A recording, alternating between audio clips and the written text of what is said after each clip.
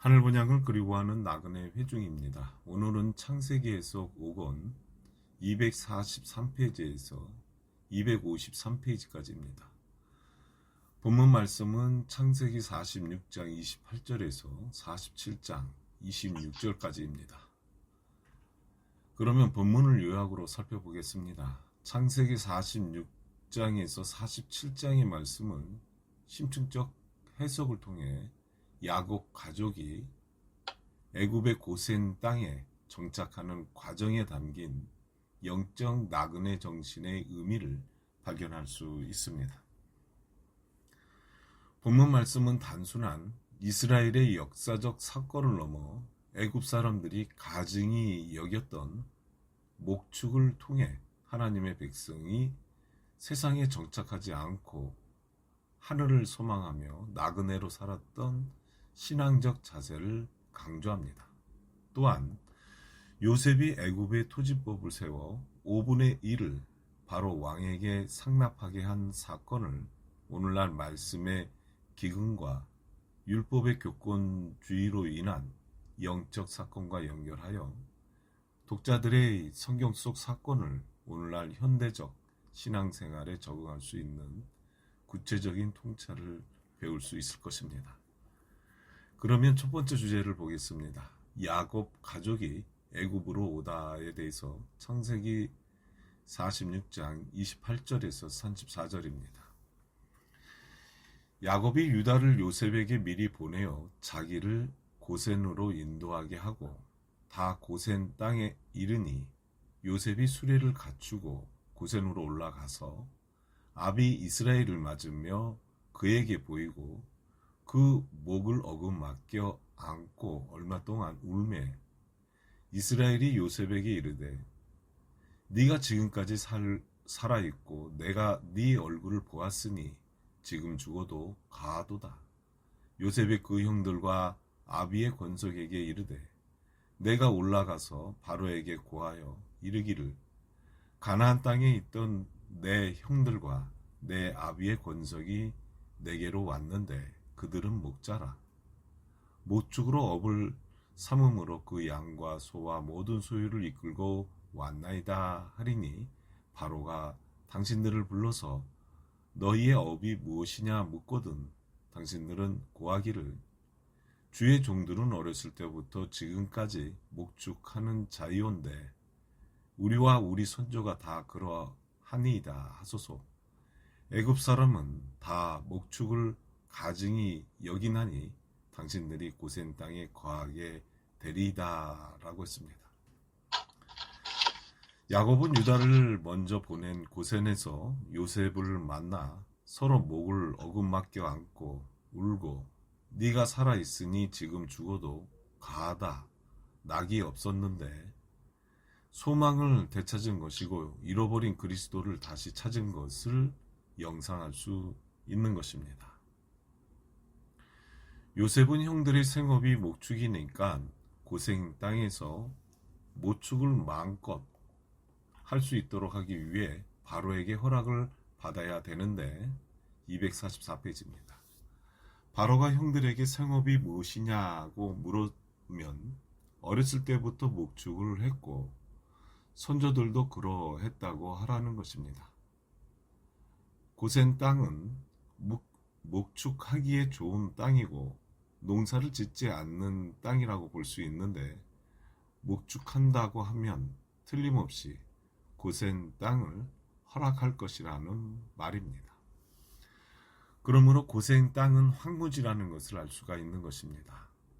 이스라엘 백성들이 언제든지 어려운 일을 당했을 때는 애굽으로 피난을 했는데 예수님 당시에도 헤롯이 2살 아래 어린아이를 다 죽이려고 할 때 하나님께서 애굽으로 피하라고 하셨고 전쟁이 날 때도 이스라엘 백성은 애굽의 이방이면서도 어려울 때 늘 도피했던 곳이 바로 애굽이라는 것을 알 수가 있습니다. 야곱의 후손들이 애굽 고센 땅에서 자리를 잡고 목축을 하면서 살았다는 것을 알 수가 있는 것입니다. 두 번째 주제로 요셉이 바로에게 고하여 고센 땅을 받게 함에 대해서 창세기 47장 1절에서 12절까지입니다. 요셉이 바로에게 가서 고하여 가로되 나의 아비와 형들과 그의 양과 소와 모든 소유가 가나안 땅에서 와서 고센 땅에 있나이다 하고 형들 중 5인을 택하여 바로에게 보이니 245페이지입니다. 바로가 요셉의 형들에게 묻되 너희 생업이 무엇이냐? 그들이 바로에게 대답하되 종들은 목자인데 우리와 선조가 다 그러하니이다 하고 그들이 또 바로에게 고하되 가나안 땅에 기근이 심하여 종들의 때를 칠 곳이 없기로 종들이 이곳에 우거하러 왔사오니 청컨대 종들로 고센 땅에 거하게 하소서. 바로가 요셉에게 일러 가로되 네 아비와 형들이 네게 왔은즉 애굽 땅이 네 앞에 있으니 땅의 좋은 곳에 네 아비와 형들로 거하게 하고 그들 중에 능한 자가 있는 줄을 알거든 그들로 나의 짐승을 주관하게 하라. 요셉이 자기 아비 야곱을 인도하여 바로 앞에 서게 하니 야곱이 바로에게 축복하매 바로가 야곱에게 묻되 네 연세가 얼마뇨?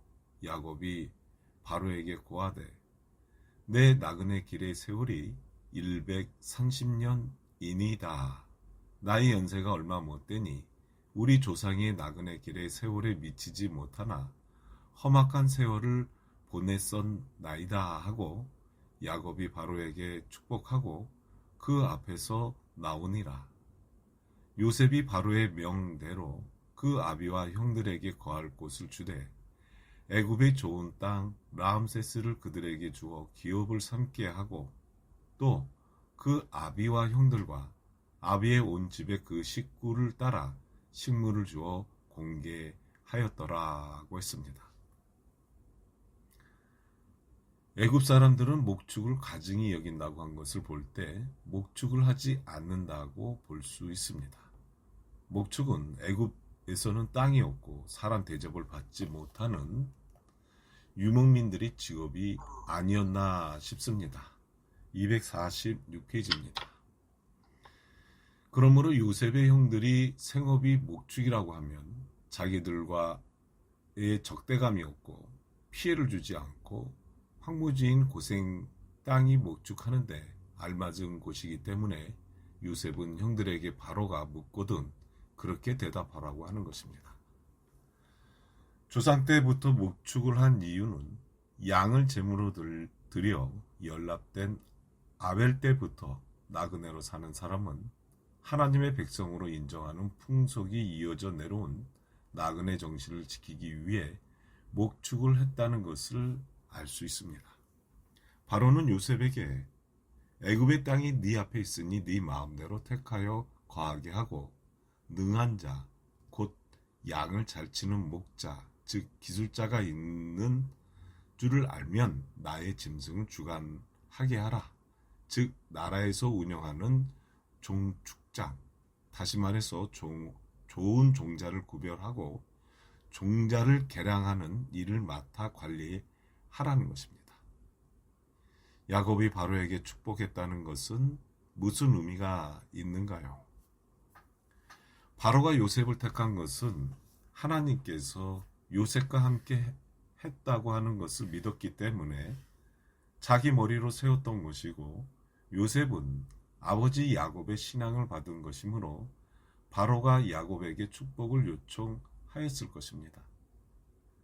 야곱이 바로를 축복을 하였다는 것은 어떠한 뜻이 내포되어 있는가 하면 나그네로 떠날 때 축복의 근원이 되었다는 사실과 축복했다는 것은 복의 근원이라는 말을 속주시킨 것입니다. 247페이지입니다. 복의 근원을 성취, 즉 축복했다고 하는 입장에서 야곱의 심령은 나그네 정신이 불타고 있는 것입니다. 야곱은 나그네 정신이 항상 자기의 소망이었기에 바로를 처음 만나 인사가 나그네 세월로 고한 것입니다. 야곱은 나그네 생활과 험악한 세월을 보냈다는 것을 나타낸 것은 복의 근원을 아브라함에게 하나님께서 약속하신 그 약속을 성취시키는 장면인 것입니다.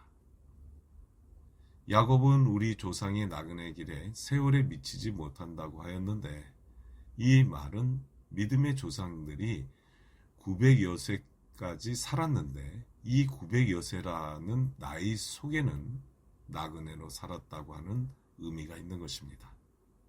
아벨이 양을 치고 양으로 천열매를 하나님께 드림으로 인정을 받아서 그 제물로 연락하시고 가인은 농산물로 드렸으나 연락하지 않으셨으므로 그 후손들이 하나님의 인정을 받기 위해 양을 친다는 의미에서 양을 치고 하나님께 번제를 드렸습니다.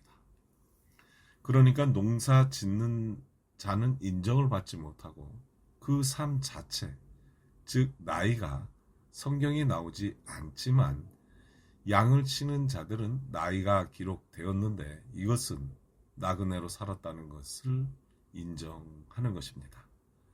육신은 땅에 있어도 마음과 정신은 항상 하늘에 살기 위해 세상에 정착하지 않는 것입니다.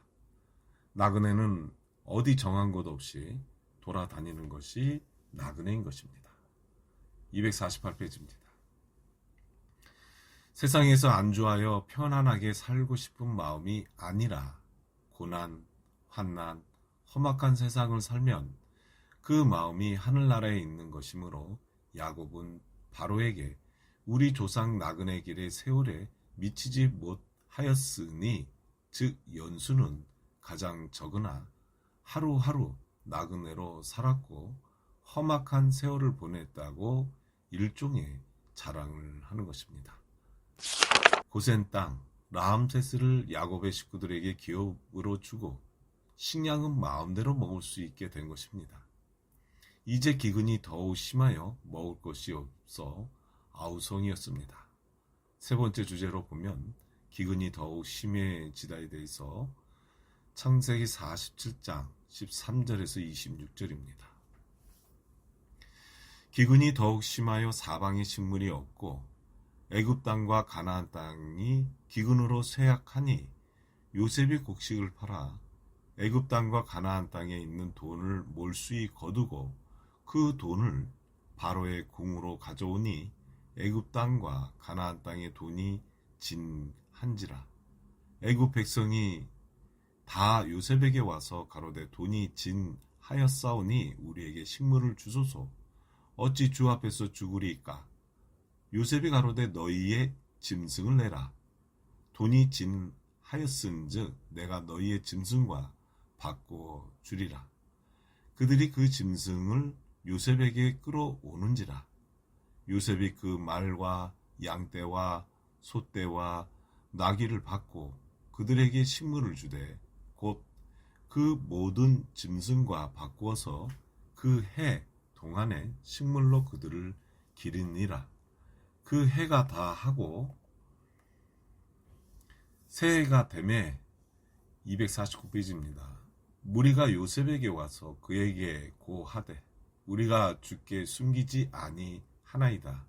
우리의 돈이 다 하였고 우리의 짐승떼가 주께로 돌아갔사오니 주께 낼 것이 아무것도 남지 아니하고 우리의 몸과 전지뿐이라.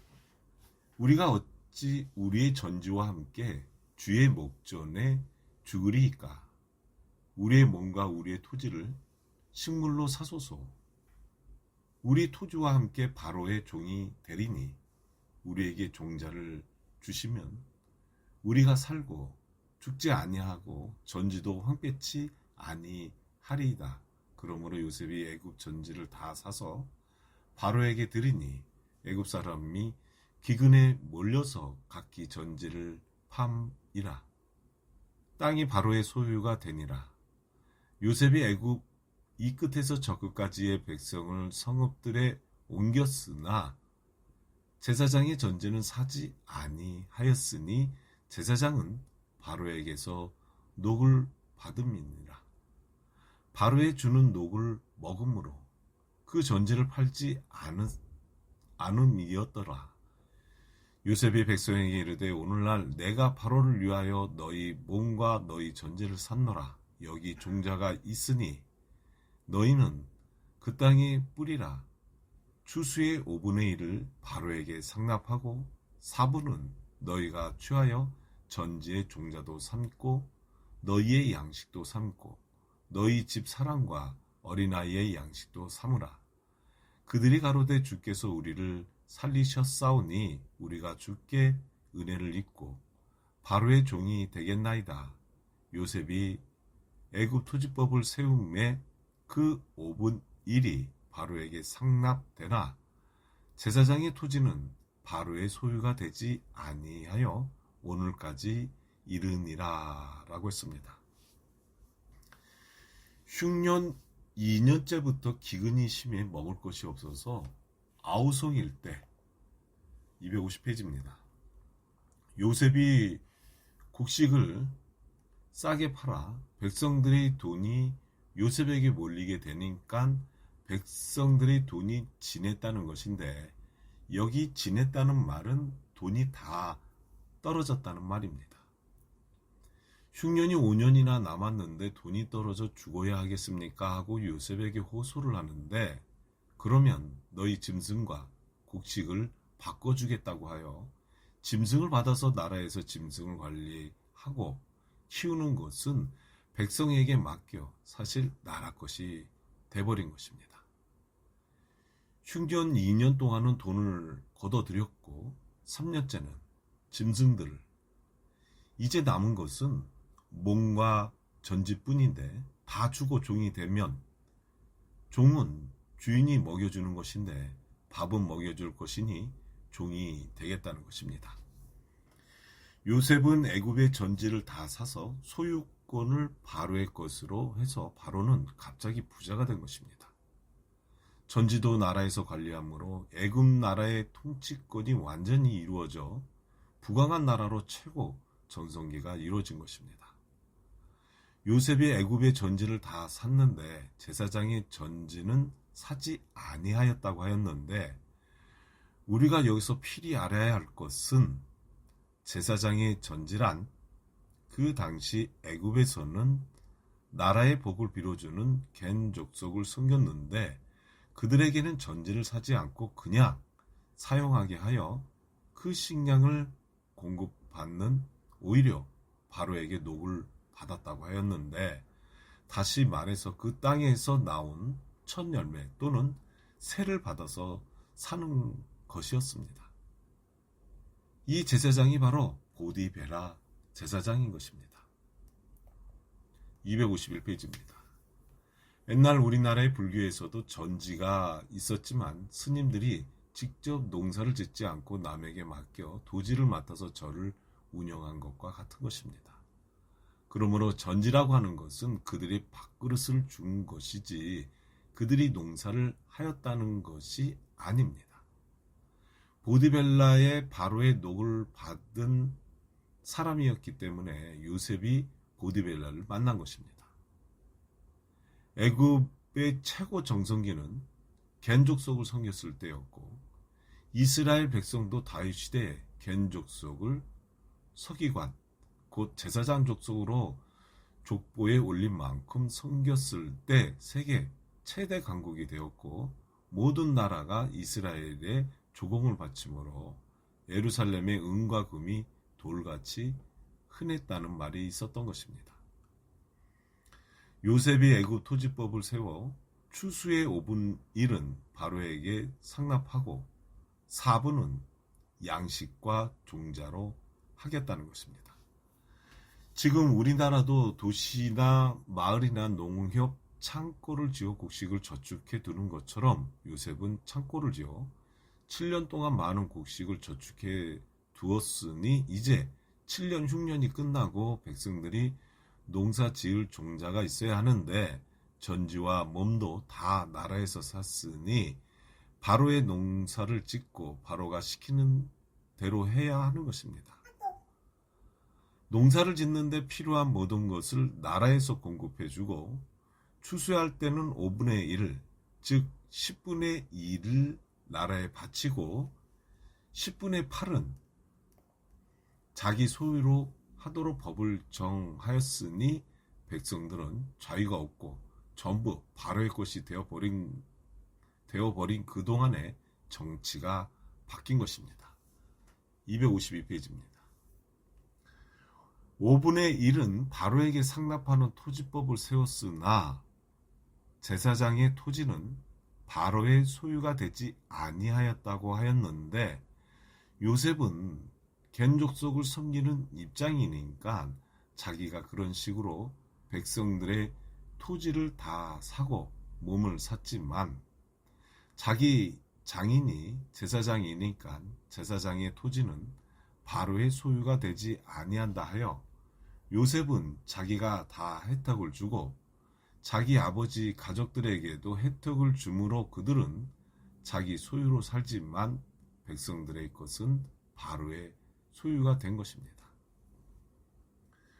오늘까지 이르니라 라는 이 말은 그때 당시 역사가들이 성경을 쓴 것이 아니고 어느 한 기간이 지난 다음에 성령의 감동으로 쓴 것이니까 창세기 역사가 2000년, 그 2000년 동안에 쓴 것이 아니라 어느 기점에서 하나님이 영감을 주시고 열어주셔서 한 사람이, 즉 예를 들어 창세기를 쓴 것입니다.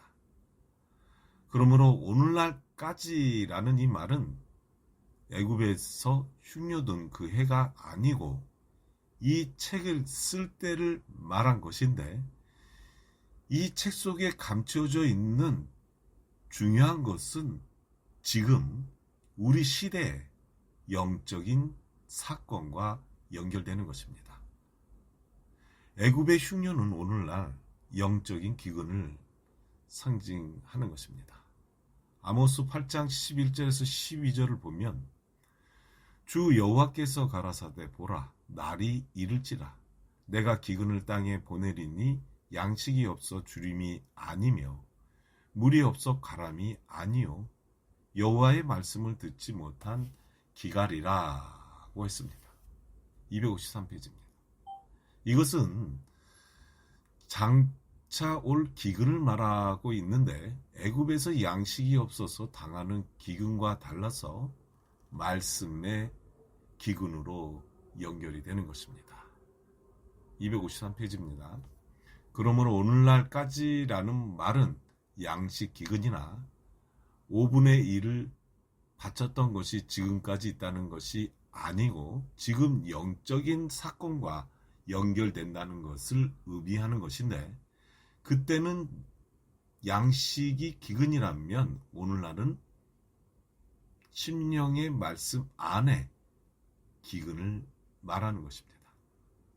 창세기 당시에는 육체가 주역이므로 양식 기근이고 지금은 영이 주역임으로써 정신적인 기근을 말하는데 오늘날 예수 그리스도의 정신은 교권 안에서 기근이 든 것입니다. 그러면 이것으로 창세기 46장에서 47장 말씀을 마치겠습니다.